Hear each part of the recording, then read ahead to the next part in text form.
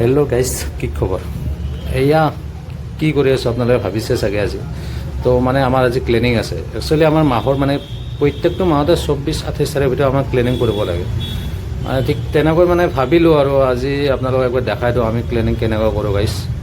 তো যিহেতু আমাৰ কিটচেনটো বেছি ডাঙৰ নহয়, সৰু হয়, তো সেইটো কাৰণে মানে চববিলাক বস্তু বাহানি ওলাই কিনে ৰাখিব লাগে বাহিৰত, তেতিয়া মানে ক্লিন কৰিব কাৰণে সুবিধা হয়। তো ধুনীয়াকৈ মই ওপৰত একজাষ্টটো চাফ কৰি কিনে তলৰ চোলাটো চাফ কৰি আছোঁ।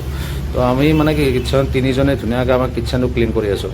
তো বাহিৰত দুজনে মানে বাহিৰত পিনে চাফা কৰি আছে। তো আমাৰ হিয়াৰ আমঠু জুবিন দা ধুনীয়াকৈ গান শুনি আছোঁ।